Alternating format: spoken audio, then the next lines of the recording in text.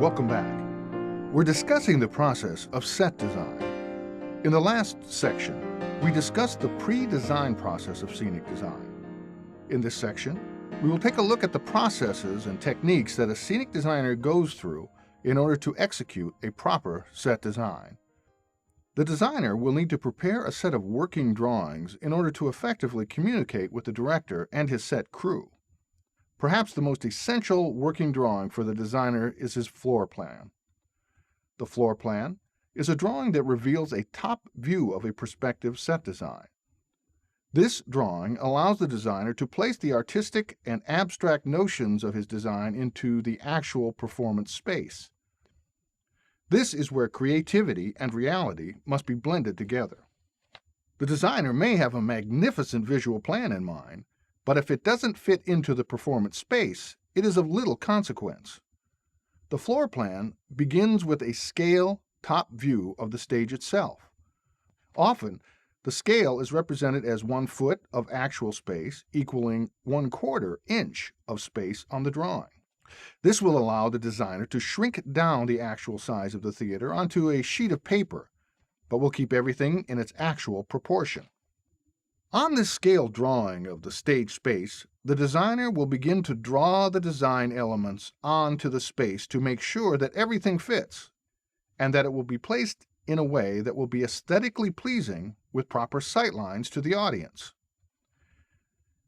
Because the floor plan is an abstract drawing that indicates the physical relationships of objects in space, the designer will need to create another set of drawings or objects that will more effectively assist him in communicating his design ideas to the director and set crew.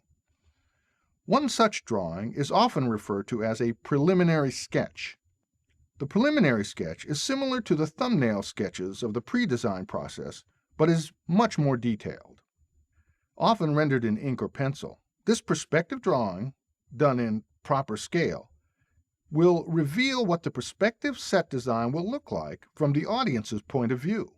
The preliminary sketch rarely includes color, as it is at this process where the designer and director may look at the drawing and make specific color decisions about the set. From the preliminary sketch, the director may make further suggestions for change. Final decisions are made, and the designer then goes about the task of putting together his final set design. If necessary, the designer will then make adjustments to his floor plan and then complete his design in one of two ways. He will either compose a color rendering or a set model. A color rendering is a completed perspective drawing, including final color decisions. It will be the final representation of the set before construction on the set begins. It will take into account all of the pre-design work as well as the directorial concept and specific director suggestions. The rendering adheres to the needs of the space and requirements of the designer's floor plan. Once completed, the color rendering is submitted to the director for final approval. It then serves as a reference for the set crew who will be working to put the set together. An alternative to composing a color rendering is for the set designer to construct a set model. A set model is a three-dimensional representation of the proposed set. The set model is done in proper scale to the stage. It includes all of the elements of the final product.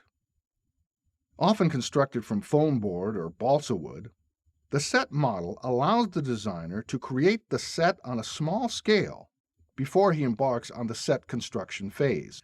In this way, he can see what is necessary to put the set into the space. This will also give the director and set crew a three-dimensional reference of what the set will look like. Since the set itself is not always available in the early rehearsal process, many directors will even use the set model as a reference for preliminary rehearsals, pointing out to the actors on the model what their blocking will be and how they will interact with the set. Whether the designer finishes his set by putting together a color rendering or a set model depends on the nature of the play, the skills of the designer, and the needs of the director. The next step for the designer is to put together a series of working drawings that will allow him to communicate with his crew how to construct the set that has been designed. We will discuss these drawings and look at the standard stock scenery pieces used to construct the set design in the upcoming sections. For now, go to your task for this section, and we'll continue afterwards. See you next time.